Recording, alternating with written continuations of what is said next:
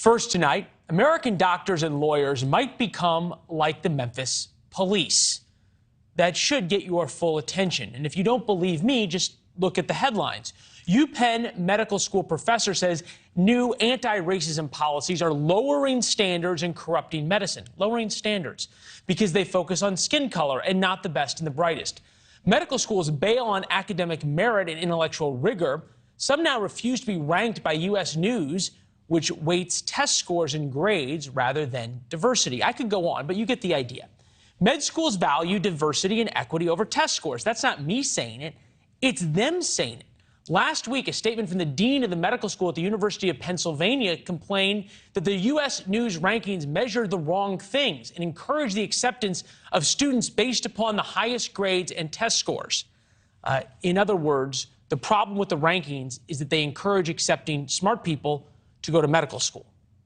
There's no other way to read it other than the University of Pennsylvania wants to lower standards, and it clearly wants to lower its standards to let in less qualified people in the name of diversity. Recently, where else have we heard about lowering standards? I'm thinking about the Memphis Police Department. The 5 officers accused of murdering Tyree Nichols all joined the force right after a massive lowering in standards. The new lower standards happened for a different reason, of course. Nobody wanted to be a cop in Memphis. The city wouldn't pay anymore, nor would the city protect and defend its officers, so they lowered standards. The lesson is pretty simple, right? Lower your standards and people die. To put a finer point on it, lower your standards and innocent people die.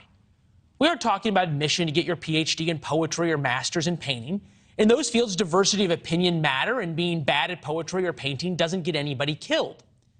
Tell you what, maybe I am seeing this wrong. If you want a doctor who got into medical school because of the color of their skin rather than their smarts and hard work, tweet me or send us an Instagram message or a Facebook message at Leland Vittert. This story is not going away. U.S. News bases their med school rankings on peer residency doctor assessments, MCAT scores, undergrad GPAs, acceptance rate, faculty resources, research activity, primary care production. What exactly is unfair about those? Seriously. If you want the best care for your child or wife, those are the statistics you care about. Now take a look at all the med schools pulling out of the U.S. News rankings. Harvard, Stanford, Columbia, UPenn, Cornell, Duke, Mount Sinai, Washington University in St. Louis, University UW Med School, University of Chicago Med School, University of Michigan Med School. The schools tell you admission isn't about being woke. They say that's not the problem. That's not their goal here. The dean of Columbia's med school says, quote, focus on standardized test scores comes at a time when it is widely understood that prioritizing these scores rewards well-resourced applicants without regard for selecting the individuals who can best serve the future needs of a diverse and changing world. Okay, so fair enough. You want to admit people from a very wide, diverse group, bring them to the top medical schools in the country and train them to be the best doctors in the world. The problem is it doesn't stop just with admissions decisions. Here's Kenny Zhu, president of Color Us United, a board member of Students for Fair Admissions. My organization, Color Us United, we're doing a campaign against UNC Medical School right now. They want to instill anti-racism in their entire medical school training, including getting rid of MCATs, holistic admissions, teaching doctors intersectionality. These are the top math and science students in the entire country, the top doctors in the entire country, and they're being fed anti-racism, not how to be a good doctor, not how to be a good engineer. Now comes the important part. Diversity and anti-racism and equity and every other laudable goal, and they are laudable goals, eventually become unfair to the very people they're designed to help. Remember that long list of med schools? Graduates walk out with hundreds of thousands of dollars in loans.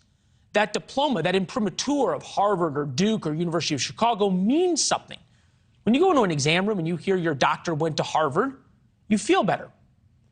But now you can't totally feel better. You have to wonder, did they get admitted and graduate because they are a good doctor or because of the lower standards?